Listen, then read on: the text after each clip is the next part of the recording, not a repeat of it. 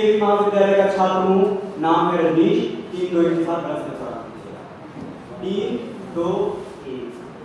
सलाखों के पीछे कलम से परे। जब यह कथन हम बोलते हैं तो एक ऐसी व्यवस्था की ओर इंगित करते हैं कि जहां आप दोषी ना भी हो फिर भी आपको दोषी ठहराया जाता है। आपराधिक न्याय प्रणाली क्या है? आपराधिक न्याय प्रणाली एक ऐसी कानून प्रणाली है जहां अपराध के लिए न्याय की बात की जाती है और इसके बिना किसी भी देश की बर्बादी तक को कहा जाता है। जब इसमें हम एक समायोजित मानसिक स्वास्थ्य की बात करते हैं जिसका अर्थ है किसी भी संज्ञानात्मक, भावनात्मक या व्यावहारिकता की भलाई को परिभाषित करना। महोदय, इस समाज में जब एक शब्द हम बोलते हैं जेल तो एक डर की भावना आती है। इस समाज में जब एक शब्द हम बोलते हैं पुलिस तो एक डर की भावना आती है।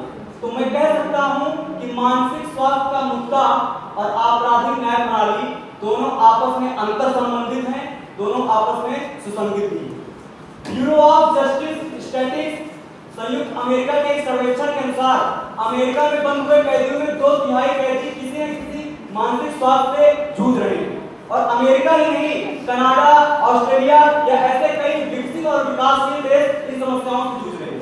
महोदय, वर्ष 2018 के एनसीआरबी के आंकड़े के अनुसार भारत में 100 में से 77 जो कैदी हैं वो अंडर ट्रायल हैं।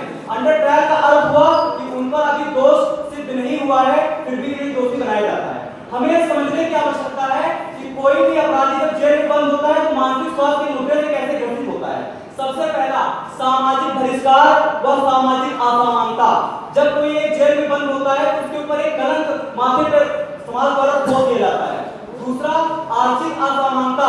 जब कोई घर का मुखिया जेल में बंद होता है तो उसे इस बात की भी चिंता सताती है कि हमारे घर में हमारे परिवार के शिक्षा का विकास कौन करेगा, हमारे परिवार का पालन पोषण कौन करेगा।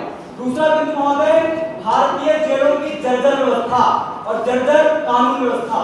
यह एक ऐसे कानून प्रणाली को लागू करने की आवश्यकता है कि देश की पुलिस भी एक मानवीय व्यवहार जेलों के कैदियों के साथ करे।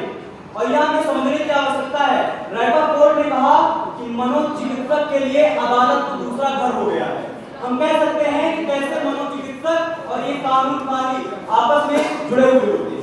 एक प्रसिद्ध अमेरिकन मनोवैज्ञानिक हार्वर्ड जी कहते हैं कि जेलों में अपराध के लिए न्याय देना यह मात्र एक दिखावा है, क्योंकि जहां जो जेल होता है अमीरों के लिए होटल का कमरा हो जाता है तो गरीबों के लिए नरक हो जाता है। तो अंत में निष्कर्ष रूप में मैं यही कहना चाहूंगा कि हमें एक ऐसी न्यायिक प्रणाली लाने की आवश्यकता है कि जेलों में कैदियों के साथ एक मानवीय व्यवहार हो सके और उनमें जो उनका अनुच्छेद 21 उनके स्वतंत्रता का राइट टू लिबर्टी और राइट टू लिव का अधिकार छीना जा रहा है, अनुच्छेद 44 उनके साथ समान व्यवहार करने का एक संवैधानिक अधिकार छीना जा रहा है, जहां मानव